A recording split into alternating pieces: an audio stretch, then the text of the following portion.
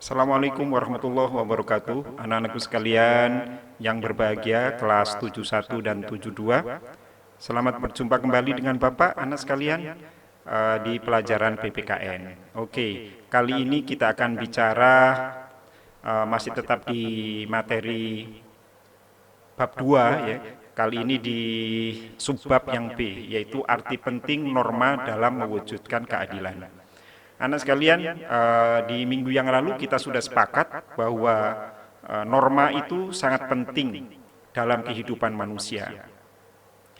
Nah, lalu kemudian Bapak sudah jelaskan apa hubungan antara norma dalam mewujudkan keadilan. Dengan kata lain, kesimpulannya anak sekalian bahwa keadilan itu akan terwujud jika norma-norma bisa dilaksanakan dengan baik. Itu intinya di situ. Nah, bagaimana uraiannya? Bagaimana keadilan bisa terwujud dengan norma? Dan bagaimana norma bisa menjadikan terjadinya keadilan di dalam kehidupan bermasyarakat, berbangsa, dan bernegara? Kalian tentu sudah membaca anak sekalian materi yang sebelumnya, yaitu tentang keadilan. Nah, sekarang kita bahas. Coba kalian lihat di layar anak sekalian, ada agar segala perbedaan tersebut tidak menimbulkan perpecahan dan ketidaktertiban dalam masyarakat, dibuatlah peraturan atau norma. Nah, ini maksudnya begini. Di pelajaran yang lalu Bapak sudah menjelaskan bahwa di samping sebagai makhluk individu, manusia juga sebagai makhluk sosial. Bahwa sebagai makhluk individu, manusia itu memiliki keinginan, kemauan, kemampuan, cita-cita, hasrat yang berbeda antara satu orang dengan orang yang lain. Sementara di sisi yang lain bahwa manusia itu adalah makhluk sosial yang tidak bisa hidup tanpa manusia yang lain. Nah, ketika manusia bertemu dengan manusia yang lain, sementara dia memiliki keinginan, kemauan, cita-cita, harapan, dan lain sebagainya yang berbeda dengan orang lain, maka akan terjadilah menimbulkan perpecahan, menimbulkan konflik. Nah, di sini anak sekalian, fungsi aturan adalah sebagai berikut.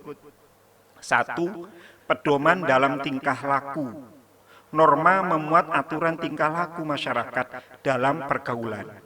Di dalam norma, baik itu norma hukum, kesusilaan, kesopanan maupun norma agama, anak sekalian, akan dimuat apa yang boleh, apa yang tidak boleh dilakukan oleh manusia. Ya, misalnya tidak boleh mengumpat, tidak boleh mengolok-olok, ya, tidak boleh memanggil temannya dengan sebutan yang buruk atau dengan panggilan nama orang tuanya, itu tidak baik. Kita tahu bahwa itu tidak baik dari mana? Ya, dari norma yang sudah berlaku di masyarakat, baik yang tertulis maupun yang tidak tertulis.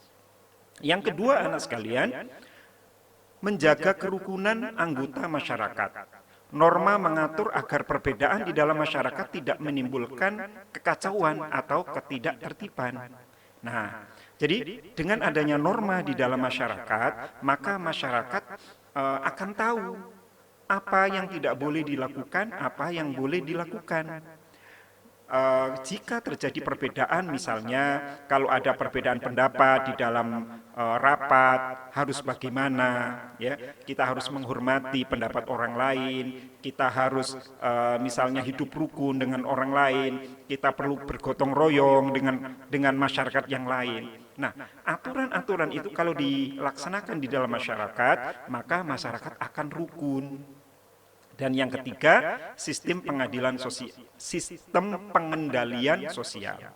Tingkah laku anggota masyarakat diawasi dan dikendalikan oleh aturan yang berlaku. Iya.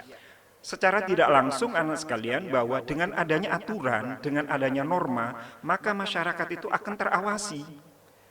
Jadi ada, aku nggak melakukan itu, nanti aku kena hukuman, aku kena sanksi. Ya, oleh karena itu anak sekalian, di dalam norma kita juga mengenal sanksi. ya. Ada norma kesopanan punya sanksi dikucilkan, norma kesusilaan punya sanksi misalnya malu pada diri sendiri, merasa bersalah, ya. Norma hukum punya sanksi yang tegas, ya, misal penjara, hukuman mati, kurungan, denda dan lain sebagainya. Lalu kemudian norma agama punya sanksi dosa dan nanti akan masuk neraka. Nah, begitu anak sekalian. Itulah anak sekalian pentingnya norma di dalam mewujudkan keadilan. Jika 1, 2, 3 ini terjadi di dalam masyarakat, maka masyarakat akan mendapatkan keadilan.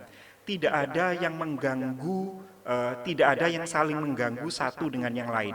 Semua akan menghormati hak orang lain karena mereka punya pedoman. Lalu kemudian saling menjaga kerukunan. Lalu kemudian yang ketiga, tingkah lakunya akan dikendalikan oleh aturan tersebut. Oke anak sekalian, itu saja untuk pertemuan kali ini. Kalian terus pelajari, mudah-mudahan kalian sehat walafiat dan bisa terus belajar dengan baik. Assalamualaikum warahmatullahi wabarakatuh.